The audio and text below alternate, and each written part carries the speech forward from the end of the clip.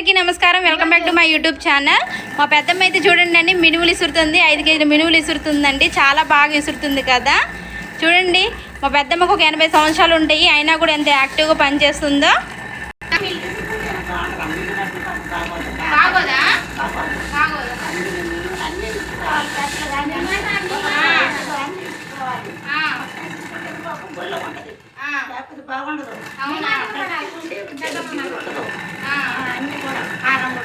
అందరూ కూడా ఇట్లనే పప్పు కూడా చాలా మంచిగా పడుతుంది కూడా.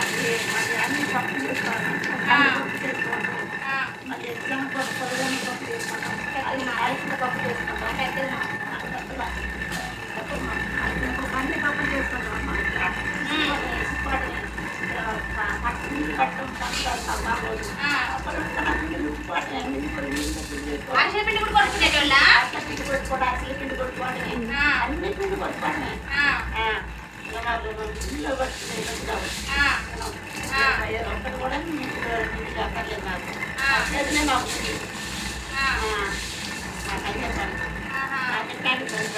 అంటే మీరు ఇసిరితే పప్పు మంచిగా పడింది, మీరు ఇసిరితే పప్పు అయితే మంచిగా పడదు అంటావు. అంటే మీకు అలవాటు ఉంది కదా. అవునా?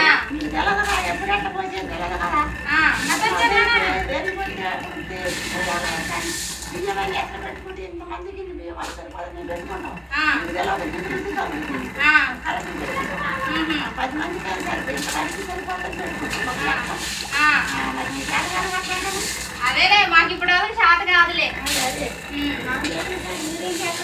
అదేలే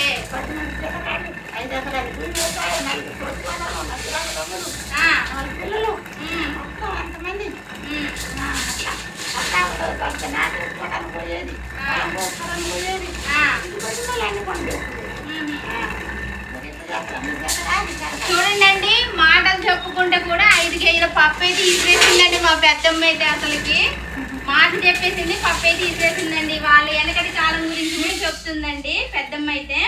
మేము వెనకటి తిండి కదండి, జొన్న జావ, రాగి జావ తిని ఉన్నోళ్ళంది వీళ్ళందరూ కూడా. ఎట్టయినా ఓపికేనండి పెద్దమ్మకైతే బాగా.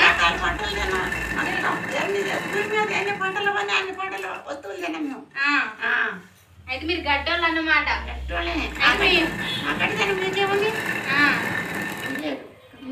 పప్పు కూడా చాలా పడ్డది, చాలా చక్కగా వచ్చింది. ఈ పప్పు ఎందుకు పోతున్నావు ఇట్లా? అడుగున గింజలు మిగులుతాయా? అవునా? అత్తయ్య పక్క నుండి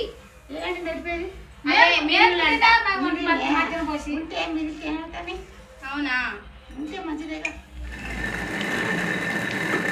పప్పు నుండుకోండా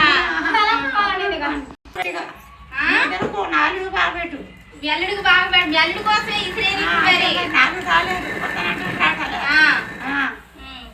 చూద్దాం ఇప్పుడు పప్పు మొత్తం ఎట్లా వచ్చిందో. పప్పు రుబ్బునప్పుడు గట్టిగా ఉంటది. పప్పు రాదు, పిండి గట్టిగా ఉంటది. ఇడ్లీ వేసిన ఏదైనా గట్టిగా ఉంటాయి. అవునా? గట్టిగా ఉండవు, బొరబొరబొరలు ఆడుతూ మంచిగా ఉంటది. ఎట్లయితే మొత్తానికైతే 5 కేజీల పప్పు అయితే ఇసిరేసిందండి పెద్దమ్మ అయితే. ఇడ్లీకి దోశ కనీసం ఒక 6 నెలల వరకైతే వచ్చిద్దండి. తీస్తాను మరి నేనైతే. చూడు ఎలా ఉందో మరి.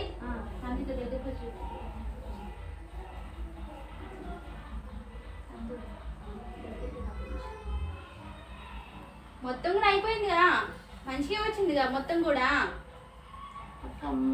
గింజ కూడా లేదు అందులో. అవును, అసలుకి కనీసం ఒక గింజ కూడా పడలేదు పెద్దమ్మ అసలుకైతే. చూడండి ఈ వయసులో కూడా ఎంత చక్కగా ఇసిరిందో పెద్దమ్మ అయితే. మనకి మిల్లు దగ్గరికి వెళ్తానంటే మిల్లు దగ్గరికి వద్దమ్మా, నేను ఇసురుతో రానేసి అన్నది. చూడండి వచ్చినందుకైతే మా పెద్దమ్మ అయితే 5 కేజీల మినువులు అయితే ఇసురు పెట్టిందండి నాకైతే. మీరు కూడా మిల్లు దగ్గరికి వెళ్ళకుండా ఇట్లా మీ పెద్దవాళ్ళతో ఇసిరిపించుకోండి అండి. చూసారా ఎంత చక్కగా ఉందో అసలుకి. చాలా అంటే చాలా పెద్దమ్మ అయితే ఇసిరి పెట్టింది. చూడమ్మా పప్పు ఎట్టుందో చూడమ్మా. చూడండి ఎంత చక్కగా ఇసిరిందో. నూక కూడా లేదండి అసలుకి. ఇంటి